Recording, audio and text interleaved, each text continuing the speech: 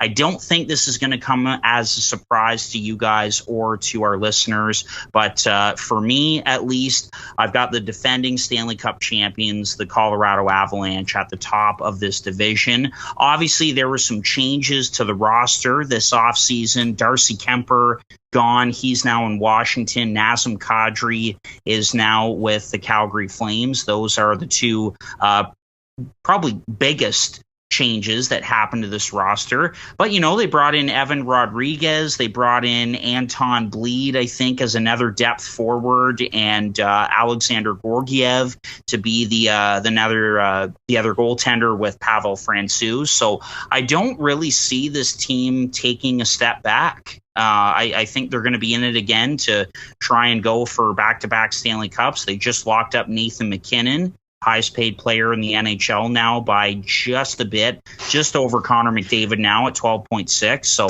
that's good. Petty. That had to be so intentional. Like 100K more. So cheap. Yeah, exactly. But I don't see this team taking a step back. So I've got the Avalanche in first spot in this division. Thoughts? I put them here too. Harp, I'm with you. It wasn't as easy as I wanted it to be. I kind of contemplated them not being here. I do think they're going to take a little step back this season. I don't think they're going to win the West. But that being said, I do still have them in the first. And that's mostly because of the superstars on this team. They're game changers. There's multiple of them, too. McKinnon, Rantanen, Landeskog. That first D pair is so good. Makar and Taves. Like, Makar is being talked about as being one of the best, if not the best player in the league now. It's like, yeah, thank you very much.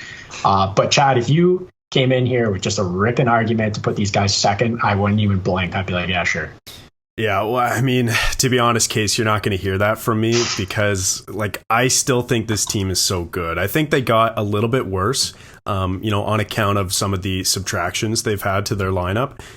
Losing Kadri as their second line center, that's not nothing. He had an incredible year last year, and now when you look down the depth chart, they've got guys who can fill that position like Alex Newhook or JT Compher, but they don't really have a bona fide second line center, like someone who you look around the league and you're like, that guy could be a second line center on every team, So that's the one thing that really stood out to me. I do like the Evan Rodriguez ad. I'll say that. I think that was a sneaky good ad because on an offensively minded team like Colorado, and if Erod is able to play top 6 minutes, that guy could have a career year, So he did last year, so it would have to be a pretty good year to be a career year 2 times in a row. I know, but the thing I'm not saying it's impossible. Yeah. I'm not saying that. I'm saying last year was a great year for him. So it was. If he can be that much better, then that will be huge for this team. Yeah, and the thing with him too is that he got off to a really great start last year while the Penguins had some injuries and he was playing more minutes and more,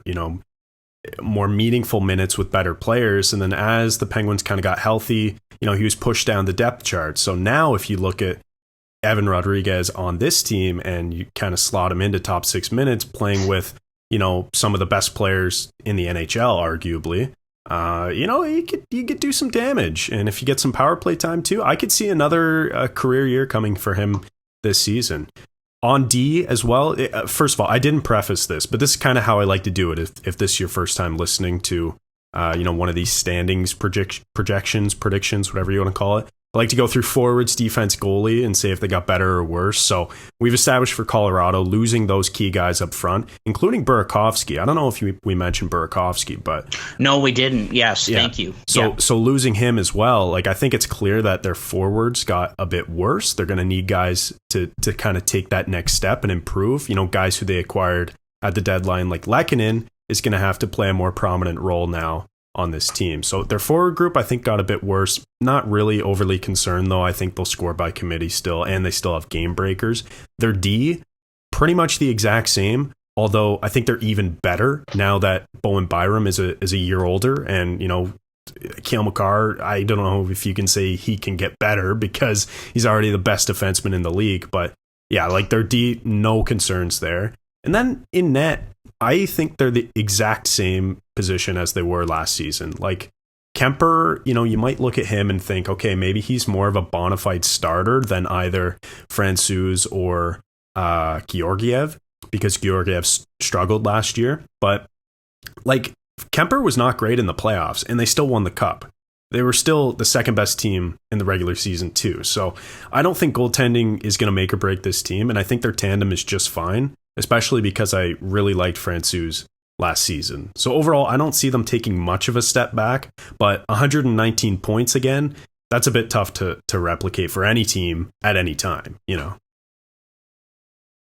Yeah. Thoughts on that spiel? I think they're taking a step back in goaltending.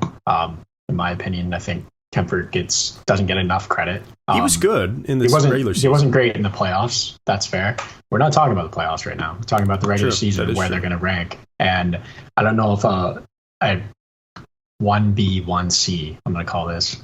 I don't think anyone says that, but I don't think it's going to be as good as Darcy Kuemper. Yeah, I mean, to be fair, Georgiev did have a tough season last year, and you need him to bounce back if goaltending isn't going to be an issue. It sounds like he's going to be the starter, to be honest. It seems like that's why they brought him in. Did you see his comment in the press conference? They asked him what it was like trying to change or get used to a new system with a new team, and he goes, "I stopped the pucks." Yeah, I saw that. Just classic. Classic goalie from Bulgaria. Yeah. Yeah, I do have a little bit of a concern with the goaltending. I actually think that Francouz ends up being the starter. I know you're kind of looking at it like Georgiev is going to be that guy. He's younger and kind of, the one to, be ready to step into that opportunity. But there's some question marks there. Obviously, he had a really tough year last year and just hasn't been the same over the last year and a half. But I mean, they're just such a powerhouse up front. Kemper was good, but he wasn't world beater good. And because he had such a great team in front of him. So it's a little bit of a concern, but not a huge one. Yeah.